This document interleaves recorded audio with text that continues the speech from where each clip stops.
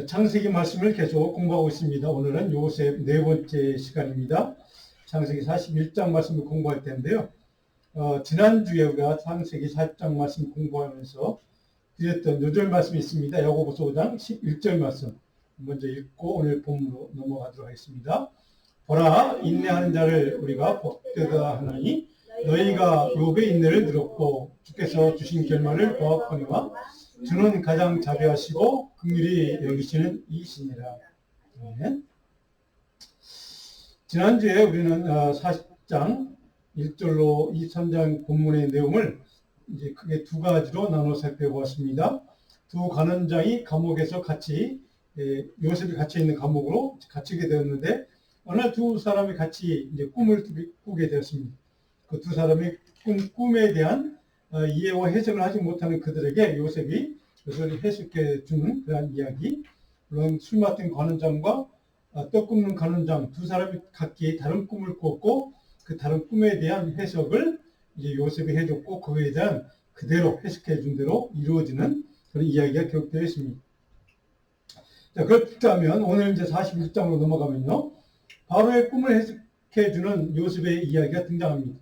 그 두 사람의 꿈을 해석해 준 그것을 계기로 해서 그것이 인연이 되어서 이제 하나님이 바로의 꿈을 해석해 주는 자리에까지 요셉을 인도하는 사건. 물론 그 배후에는 하나님의 섭리와 하나님의 역사하심이 있었다는 사실을 우리는 깨닫게 됩니다. 오늘 여러분 설교를 때 보시면 제가 제목에다가 내 인생의 모든 사건 배후에 하나님의 역사하심을 신뢰하라, 하나님의 섭리를 신뢰하라고 제가 타이틀을 붙였는데요. 이러한 요셉의 삶을 오늘 41장을 통해 똑같이 살펴보고 은혜를 나누고 저와 여러분에게도 그러한 요셉과 같은 믿음의 신뢰가 하나님의 섭리에 대한 신뢰가 좀 확실하게 세워지기를 같이 바라는 마음으로 이 말씀을 같이 나누어 보려고 합니다. 오늘 창세기 41장 1절부터 몇 절만 먼저 읽고 말씀을 살펴보도록 하겠습니다. 1절부터 8절 말씀을 같이 한 절씩 교독합니다. 1절부터 8절입니다. 만 2년 후에 바로가 꿈을 꾼즉 자기가 나일 강가에 서 있는데 언약이 없고 살찐 7 암소가 강가에서 올라와 흙을 뜯어먹고 그 뒤에 또 흉하고 파리한 다른 7 암소가 나일 강가에서 올라와 그 소와 함께 나일 강가에서 서 있더니 아름답고 살찐 암소를 다시 잠에 들어 꿈을 꾸니 한 줄기에 무성하고 충실한 7 이삭이 나오고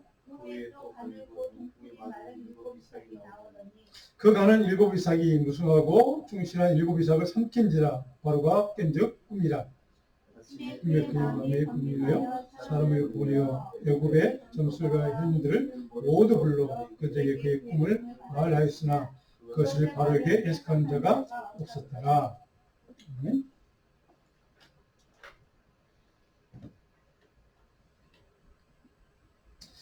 우리가 잘 아는 이야기가 오늘 본문의 줄거리 내용입니다. 오늘 본문 첫 번째로 1절로 36절까지 이야기는 바로의 꿈을 해석하는 요셉의 삶 배후에 하나님의 매 순간마다 하나님의 역사하심, 하나님의 간섭하심, 하나님의 섭리가 있었음을 우리는 깨닫고 요셉은 거기에 대한 신뢰로 자기의 인생을 이렇게 살아오는 것을 보게 됩니다.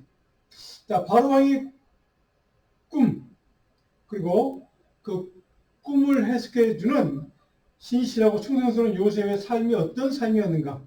물론 그는 여전히 감옥에서 지금 옥살이하고 있는 가운데 일어난 일입니다. 1절로 14절에 보니까 요셉은 어떤 삶을 여전히 살고 있는가. 1절에 보니까 만 2년 후라고 시간적인 시점을 얘기해 줍니다. 그러니까 술 맡은 관원장이 나가서 금방 아마 요셉은 그런 기대가 있었을 것입니다.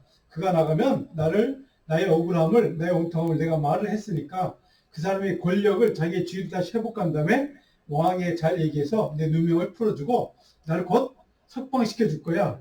출감하도록 도와줄 거야. 라고 그런 기대가 있었을 것입니다. 그러나 그런 기대는, 그런 소망은 무산되었습니다. 그는 그 이후로도 2년 동안 여전히 신실하고 충성스럽게 감옥 생활을 하고 있는 것을 우리는 알게 됩니다. 아마도 그는 그런 기대와 그런 소망이 무너진 이후에도 실망하지 않고 절망하지 않고 하나님의 뜻과 하나님의 섭리와 하나님의 역사심을 믿고 의지하고 신뢰하는 믿음으로 묵묵하게 자기 해야 될 일을 감옥이지만 감당하고 또 묵상하고 기도하며 하나님의 섭리와 또 하나님의 은혜의 때를 믿음으로 기다렸을 것입니다. 이것이 요셉의 신실한 믿음의 모습이었고 그의 삶의 태도였다는 사실입니다. 그러다가 이제 하나님의 시간이 되어서 바로가 꿈을 꾸게 되는 이야기가 2절부터 쭉 기록되어 있습니다. 꿈의 내용이 뭡니까? 보니 아름답고 살찐 암소가 등장하죠. 또 그 다음에 흉하고 파리한 다른 일곱 암소가 등장을 합니다. 그런데 지나고 보니까 그 파리한 소가 아름답고 살찐 소를 다 잡아먹은 꿈이었습니다. 그리고 또 다른 꿈을 이어서 계속 꾸게 됩니다. 한 줄기에 무성하고 충실한 일곱 이삭, 아주 좋은 그런 과실 무성하게 달려있는 그런 나무였던 것 같습니다. 일곱 이삭이 등장하죠. 그 다음에 좀 지나니까 가늘고 동풍에 마른 일곱 이삭, 그냥 아무런 열매도 없는 그냥 이렇게 거중만 남아있는 그런 모습의 이삭이 등장을 합니다. 그래서 조금 지나고 보니까 그 일곱 이삭, 가는 일곱 이삭과 열매도 거의 없는 그런 이삭이 무성하고 충실한 일곱 이삭을 삼켜버리는 꿈. 깨어보니까 이제 꿈이었다. 그래서 바로 번민을 했는데 도대체 이게 무슨 뜻일까? 그래서 많은 오늘 본문 8절을 보니까 당시에 내노라는 점성술사든 어떤 꿈 해석가든 그런 사람들에게 다 물어봐도 해석한 자가 없었더라라고 성경은 증언해 주고 있습니다. 그 바로 이어지는 구절에 이어지는 장면이 바로 드디어 술 맡은 관원장이 등장을 하죠. 내가 오늘 내 죄를 기억하나이다.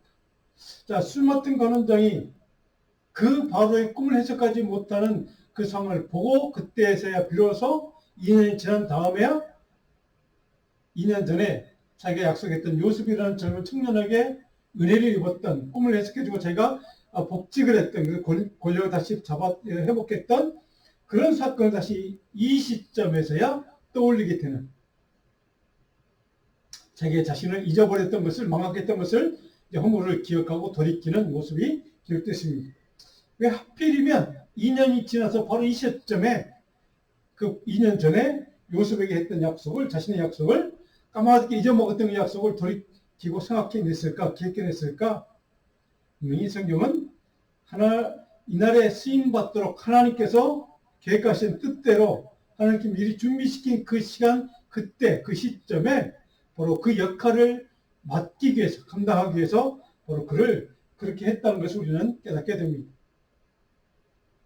그래서 자초지정을 10절에서 보니까 바로에게 설명을 해줍니다. 나왔다 굽는 관원장을 치위대장의 집에 가두었을 때 바로 왕 당신이 우리에게 화가 나서 우리를 보디발의 집에 그 감옥에 가둬놨을 때 우리 둘 다가 다 꿈을 꿨는데 이제 당신 도대체 이해할 수 없는데 지금 바로 왕처럼 그 꿈의 내용을 도대체 해석할 수도 없고 이라 사람처럼 물어봐도 아무도 모르는데 그 집에 감옥에 갇혀있는 히브리 청년, 젊은 청년 요셉이라는 그 청년이 우리 꿈을 풀어주었는데 그대로 되어서 제가 지금 여기에 와 있습니다.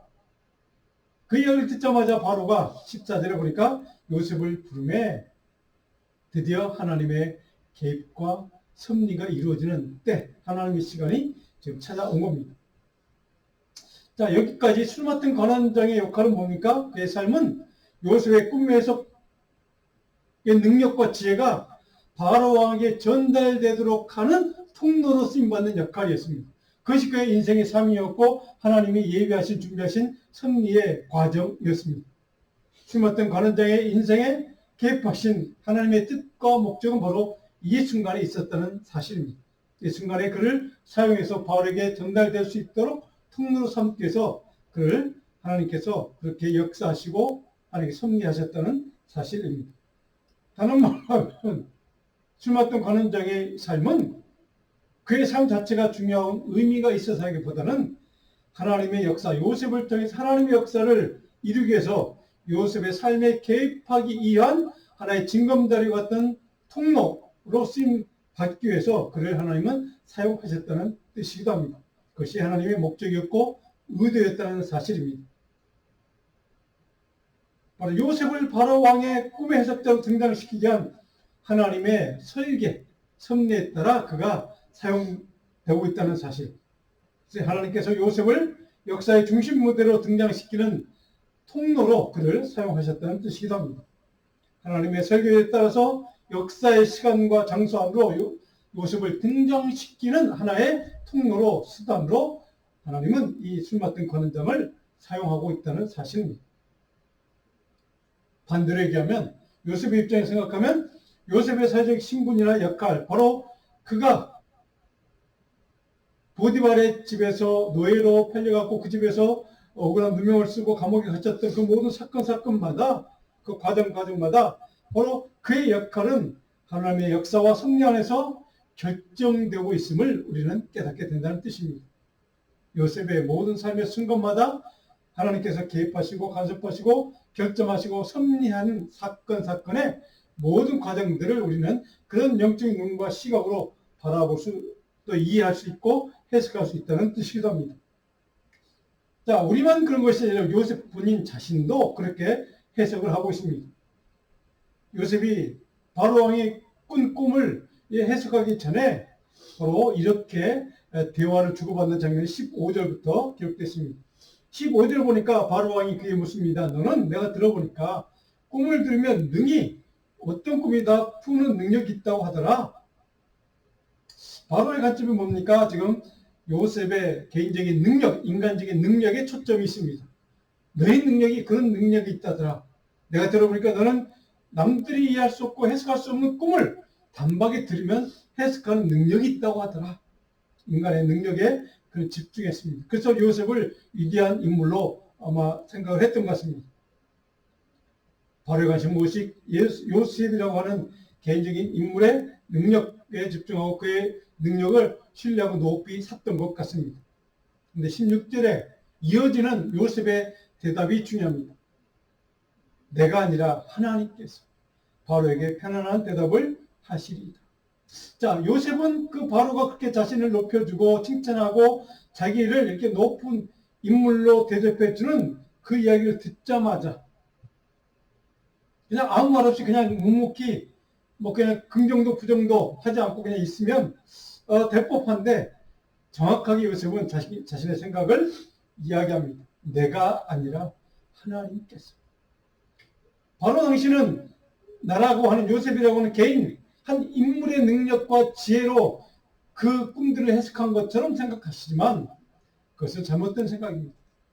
그 꿈을 해석하고 그 꿈들이 이루어졌던 그 모든 과정은 내가 그런 것이 아니라 하나님께서 내게 그 지혜와 은혜를 주셔서 가능했던 사건들입니다. 자, 이것이 바로 요셉의 자기 삶의 모든 순간마다 여정마다 위기의 순간마다 그 모든 것들을 허용하시고 인도하시는, 그럼에도 불구하고 위기의 순간에 자기를 이기게 하시는, 극복하게 하시는 그 모든 과정에 하나님의 손길이, 하나님의 능력의 손길이, 하나님의 간섭하심이, 하나님의 섭리가, 하나님의 역사심이 있었다는 사실을 그는 믿고 신뢰하고 의지하고 있다는 사실입니다. 그래서 그는 그 바로 앞에서 당당하게 내가 아니라 하나님께서 그렇게 하시도록 내게 은혜를 주시고 지혜를 주셨습니다. 라고 이렇게 담대하게 고백할 수 있었다는 사실입니다. 요셉은 지금 자신이 주인공이 아니라 하나님이 주인공이라는 사실을 바로 왕 앞에서 당당하게 드러내고 있다는 사실입니다. 요셉의 마음속에는, 그의 신앙 속에는 하나님의 사건이요 하나님의 섭리의 역사인 것을, 내가 술 맡은 관원장의 꿈을 해석해 준 것도 그때로 이루어진 것도 다 하나님의 사건인 것을 그는 믿고 신뢰하고 있었다는 사실입니다. 그래서 17절 24절 보니까 바로가 어떤 꿈을 꿨는지 내용을 쭉 설명하고 있습니다. 물론 아까 얘기했던 그 꿈의 내용을 다시 반복하고 있습니다. 자, 그 꿈 이야기를 자세하게 듣고 난 다음에 요셉은 어떻게 그 꿈에 대해서 해석을 해주는가? 하나님의 관점과 시각에 집중하는 요셉의 그 신앙의 모습을 우리는 깨닫게 됩니다. 그리고 구체적인 하나님의 지혜로 대안을, 그리고 어떻게 대처할 것인가를 방안을 제시해 주는 얘기가 25절부터 36절까지가 쭉 그런 내용으로 기록되어 있습니다. 자, 25절에 보니까 요셉의 신앙의 초점, 관점, 어디에 있는지를 우리는 다시 한번 깨닫게 됩니다. 25절 다시 한번 같이 읽어볼까요? 요셉이 바로에게 아뢰되 바로의 꿈은 하나라. 하나님이 그가 하실 일을 바로에게 보이심이니이다. 하나님이 지금 바로가 꾼 꿈의 내용은 두 가지였습니다. 그렇죠? 그런데 요셉이 딱 들어보더니 그 꿈은 딱 같은 이야기입니다. 한 가지를 지금 말하는 이야기들입니다. 그리고 그 꿈의 내용은 하나님이 하실 일, 앞으로 당신에게 또 당신 나라에 일어날 일을 미리 보여주신 사건입니다. 예지해주는 꿈 이야기입니다. 라고 그렇게 설명을 합니다. 바로 여기서도 하나님의 시각과 관점을 통해서 꿈을 이해하고 해석하는 요셉의 믿음, 요셉의 영적인 시각이 반영되고 있음을 우리는 깨닫게 됩니다. 하나님의 섭리의 계시 사건임을 확신했던 요셉, 그리고 하나님의 섭리하심을 온전히 믿었던, 신뢰했던 요셉의 영적인 시각이 여기에서도 드러나고 있다는 사실입니다. 요셉은 어떻게 그 꿈 이야기를 해석합니까? 26절부터 쭉 해석을 해줍니다. 26절에 보니까 일곱 좋은 암소는 7회, 일곱 좋은 이삭도 7회, 그 꿈 이야기가 다 7이라는 숫자를 강조하고 있습니다. 이런 뜻입니다. 27절에 보니까 흉한 7소, 마찬가지 7년, 그 다음에 속이 빈 참 못된 이삭, 그냥 보잘것없는 이삭도 7회 흉년을 뜻하는 이야기입니다. 그러면서 우리가 잘 아는 것처럼 7년 동안은 당신 나라에 이 애굽 나라에 풍성한 수확이 있을 테고 그 다음에 7회는 심각한 흉년 때문에 고통을 당할 것입니다. 그것을 미리 어떻게 대비해야 될지를 어떻게 풍년을 대비하고 흉년을 또 어떻게 대비할지를 당신에게 미리 예비해주는 하나님이 알려주는 사건입니다. 하나님의 메시지입니다. 라고 해석을 해줍니다. 자, 이 꿈을 바로게 꾸게 하신 이유와 목적이 뭘까요? 하나님께서 요셉을 세계 역사의 중심 무대, 중심 인물로 서도록 만들기 위한 하나님의 역사하심과 섭리하심과 개입하심의 결과물이라는 뜻입니다. 요셉을 위해서 하나님께서 당시 애굽의 역사 속에 개입하시는, 간섭하시는 하나님의 사건인 것을 요셉 본인도 이해했고 그것을 깨달았고 그래서 그런 관점에서 그 꿈 이야기를 바로에게 지금 설명해 주고 있는 이야기입니다. 요셉의 관점이 다시 한번 드러나는 얘기 28절에 이렇게 기록되십니다. 하나님이 그가 하실 일을 바로에게 보신다면 바로 이런 뜻입니다. 내가 아까 앞서 얘기한 것처럼 하나님이 하실 일을 당신에게 미리 보여주신 바로 하나님의 사건입니다. 라고 얘기했던 이유가 바로 지금 제가 해석해 준 바로 그 해석의 근본적인 이유, 그 꿈의 본질적인 목적, 그것을 하나님이 하실 일을 보여주는 것이라고 말했던 이유입니다. 하나님의 사건을 미리 당신에게 보여준 것입니다. 라고 이렇게 하나님의 뜻과 섭리와 계획이 역사하고 있음을 바로 바로왕에게 좀 증거하는 겁니다. 바로왕에게 지금 하나님의 존재를 그는 설명해주고 증거하고 증언하는 요셉의 모습, 믿음의 증거의 모습을 우리는 여기에서 깨닫게 됩니다. 대제국 애굽을 실제로 다스리는 분이 바로왕 당신이 아니라 그 배의 역사는 하나님이라는 사실을 요셉은 그에게 좀 증언하고 있다는 사실입니다. 이것은 엄청난 위험을 감수하는 발언이기도 합니다. 바로 왕은 신 같은 존재였습니다. 당시에 그 대제국 애굽에서 바로 왕의 존재는 여러분 잘 아시는 것처럼 신이었습니다. 그럼에도 불구하고 당신 배우의 역사는 참된 신이 있다고 얘기할 수 있는 것은 쉬운 일이 아니었습니다. 목숨을 내놓고 좀 해야만 하는 이야기입니다. 그런 위기를 처리하면서까지 자초하면서까지 요셉은 당신의 배우의 역사는 그 하나님, 내가 믿는 그 하나님이 당신의 왕국도 실제로 다스리는 분이 하나님이시오. 천지의 주관자가 하나님이시오. 역사를 섭리하고 다스리는 분은 참 하나님이 역사하시는 주관하시는 사건임을 그에게 좀 증언하고 있다는 사실입니다. 그래서 바로에게 이렇게 합니다. 32절에 보니까 이렇게 바로에게 지금 다시 요셉이 증언합니다. 바로께서 꿈을 두 번 겹쳐 꾸신 것은 하나님이 이 일을 정하셨습니다. 하나님이 이렇게 이런 일을 행하실 것을 작정하셨습니다. 그리고 하나님이 그것을 속히 행하실 것입니다. 자, 이것은 굉장히 요셉에게 있어서는 엄청난 발언인데 아마 바로 왕은 그 이야기를 선뜻 믿지는 않았을 것입니다.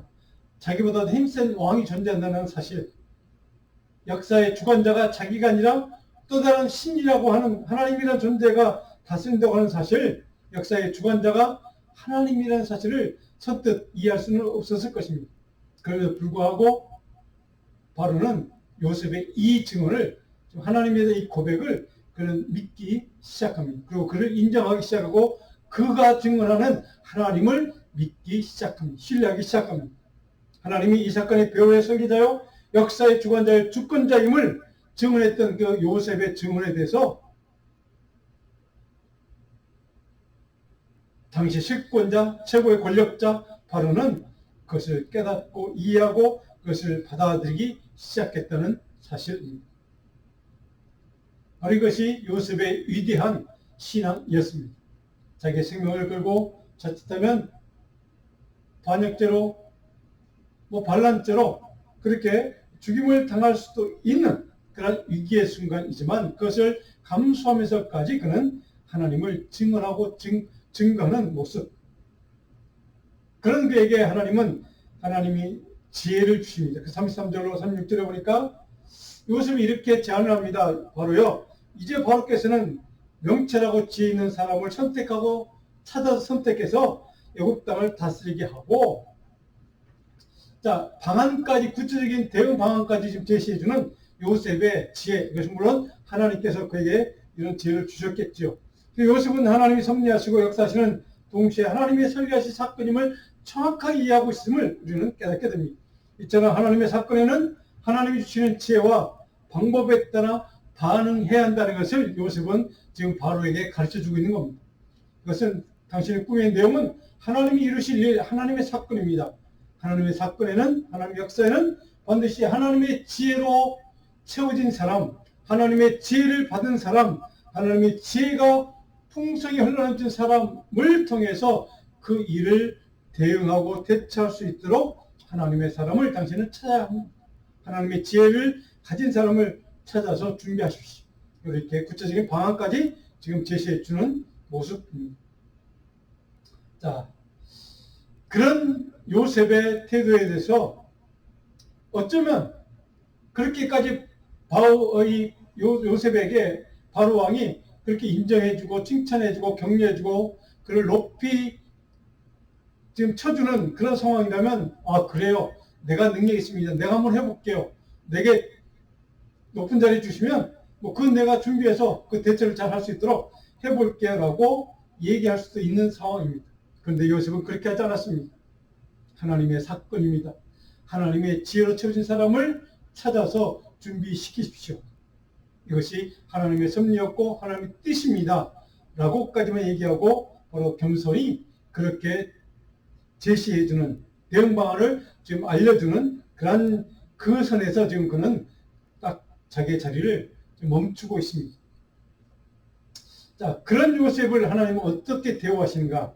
그것이 37절 50절까지 쭉 기록되어 있습니다. 오늘 두 번째로 요셉이 애고의 충분히 성취하시는 하나님의 역사와 섭리의 구체적인 이루어지는 과정을 우리는 보게 됩니다. 37절에 보니까 그런 담대하게 말씀, 목숨을 걸고 요셉이 당신보다 더 큰 하나님이 역사의 주관자요 당신 나라의 실질적인 통치자입니다 라고 간증했던, 고백했던 그 요셉의 간증을 37절에 바로와 그의 모든 신하가 이 일을 좋게 여깁니다. 그 누구 하나도 토를 달지 않고, 아, 저 지금 위험한 발언을 했습니다, 지금 왕의 자리를 지금 그냥 영노롭게 하는 그런 발언입니다, 당신보다, 당신 신 같은 동재인, 당신보다 더 큰 힘, 당신 배후의 역사는 주관자가 있다니요 라고 어떤 한 사람이 토를 달 법도 한데 누구 하나 그러지 않았습니다. 모두가 다 좋게 여겼다라고 성경은 우리에게 증거해주고 있습니다. 그 38절에 그들이 이렇게 다 동의했던 이유, 그걸 좋게 봤던 이유는 바로 이것 때문입니다. 38절에 이와 같이 하나님의 영에 감동되는 사람, 그들이 하나님을 알지 못하는 백성들입니다. 근데 요셉의 그 꿈 해석의 내용과 그가 담대하게 바라는 그 모든 것을 보고 하나님의 영에 감동된 사람이라고 인정을 했다는 겁니다. 하나님의 영에 감동된 사람이기 때문에 그때 감히 항거할, 저항할, 그에게 안티할 생각을 지금 하지 못했다는 뜻이기도 합니다. 우리가 당신 같은 사람은 어디 가서 찾을 수 있겠습니까? 하나님이 그들의 마음속에 요셉이 하는 발언을 하나님에 대한 증언과 증거하는 이야기를 그들이 받아들일 수 있도록, 신뢰할 수 있도록 그들의 마음을 움직였던 그런 상황이기도 합니다. 그들은 요셉을 하나님의 영에, 하나님이라는 존재에 대해서 바로 그들 믿게 되었고, 하나님의 영에 감동된 사람이 당신 요셉입니다. 당신 같은 사람이 하나님의 지혜를 입은 사람이라고 우리는 믿습니다. 하나님의 영에 함께하는 사람만이 하나님의 사건을 준비할 수 있다고 한다면 그 사건을 준비할 수 있는 사람, 그 능력 있는 사람, 지혜 있는 사람 바로 요셉 당신밖에 없습니다. 역사의 주관자신 하나님의 사건을 준비하고 대비할 수 있는 능력이 있는 사람, 당신이 적임자입니다. 라고 그들이 인정하고 그를 바로 받아들이고 그 안의 역사는 하나님이라는 존재를 그들도 신뢰하기 시작했다는 뜻이기도 합니다. 바로 그런 요셉에 대해서 하나님은 요셉을 이렇게까지 이제 그를 높여주십니다. 39절 한번 볼까요? 요셉에게 이를 때 하나님이 이 모든 것을 내게 보이셨으니 너와 같이 명철하고 죄 있는 자가 없도다. 너는 내 집을 다스리라. 내 백성이 다 내 명령에 복종하리니. 41절에 내가 너를 애굽 온 땅의 총리가 되게 하느라. 43절에 바로가 그에게 애굽 전국을 총리로 다스리게 하였더라. 45절 그리고 바로가 요셉에게 이름을 하나 지어줍니다. 물론 애굽식의 이름이겠죠. 사브낫 바네아. 사브낫 바네아. 이 사브낫 바네아라는 말은 중요한 의미가 있는 다른 이름입니다. 여러분 꼭 기억해 주십시오. 사브낫 바네아. 하나님이 말씀하시고 그 말씀에 따라 순종으로 그는 살아간다는 뜻입니다. God speaks and he lives. 하나님이 말씀하시고 말씀대로 말씀에 따라 순종하는 그런 믿음으로 그는 살아간다. 그것이 당신 요셉의 삶입니다. 라고 그들이 이방인들이 지금 요셉의 삶을 신앙의 삶을 바로 이렇게 증언하고 증거하는 이야기가 바로 사브낫 바네아라고 하는 바로 그 이름 속에 담겨 있는 뜻입니다. 바로가 요셉 안에 역사는 하나님, 요셉이 믿고 신뢰하는 그 하나님을 믿고 지금 인정하고 신뢰하기 시작했다는 뜻입니다. 내가 보니까 요셉 당신은 젊지만 하나님이 당신 믿는 그 하나님이 말씀하는 그대로 따라 순종하고 살아가는 삶을 사는 사람, 그것을 내가 인정하겠습니다. 라고 하는 간증이다. 하나님의 말씀을 듣고 순종하야만 살아갈 수 있는 사람이 바로 요셉 당신인 것을 내가 믿습니다. 그는 하나님의 뜻과 계획과 섭리에 따라 순종하며 살아가야만 하는 하나님의 사람이 바로 요셉 당신인 것을 내가 증언합니다. 자, 여러분 어떻습니까? 저와 여러분은 이 요셉이 인정받은 것처럼 바로가 그를 인정했던 것처럼 하나님의 사람으로 주변 사람들에게 인정받는 믿음의 삶을 살고 있는가? 아니면 요셉처럼 하나님의 음성, 말씀하시는 그 음성을 듣고 그 말씀에 따라 순종하며 사는 믿음의 순종이 있는가? 그래서 하나님의 은혜와 축복을 누리며 복된 삶을 사는 그런 믿음의 영적인 자격이 있는 그런 믿음을 살고 있는가? 바라기는 오늘 말씀처럼 요셉처럼 하나님의 소리, 생명의 말씀에 집중하는 삶을 살아가십시다. 하나님의 생명의 말씀에 따라 온전히 순종하고 그 말씀에 따라서 온전히 저와 여러분의 삶 가운데 하나님이 증언되는 그러한 복된 믿음의 삶이 저와 여러분의 삶이 되기를 간절히 축원합니다. 하나님의 생명의 말씀을 통해 하나님의 축복과 은혜를 누리는 하나님의 주신 형통의 복을 누리는 삶을 살아가는 저와 여러분 되기를 간절히 소원합니다. 이처럼 믿음의 삶을 살았던 하나님 말씀하신 그대로 순종하며 따라 살았던 요셉은 어떻게 그의 신앙을 다시 한번 고백하고 간증하는가? 우리가 잘 아는 사건입니다. 50절로 51절 2절을 보니까 요셉에게 두 아들이 태어났습니다. 그 장남의 이름을 므낫세. 51절에 보니까 하나님이 내게 내 모든 고난과 내 아버지 온 집안 일을 잊어버리게 하셨다라는 뜻으로 므낫세라는 이름을 지어줬고, 52절에 보니까 차남의 이름을 에브라임, 내가 하나님이 나를 내가 수고한 땅에서 번성하게 하셨다, 축복하셨다 라는 의미에서 이름을 그렇게 에브라임으로 지어줬다. 두 아들의 이름을 통해서 자기 믿음을 이렇게 간증하고 고백한 요셉을 볼 수가 있습니다. 과거의 모든 부정적인 일들, 형들에게 팔렸고 종이 되었고 감옥에 갇혔던 이 모든 부정적인 사건들, 아픔들, 고통들, 고난들, 상처, 이 모든 나쁜 기억들을 다 잊어버리고 덮을 만큼 하나님의 큰 은혜와 복을 내게 허락해 주셨다. 그리고 과거의 아포스라인 고통과 상처와 그 모든 그런 부정적인 사건들, 내 인생의 고통들을 다 덮어버리고 남을 만큼 은혜와 큰 긍휼과 사랑으로 내게 하나님께서 덧입혀 주셨다.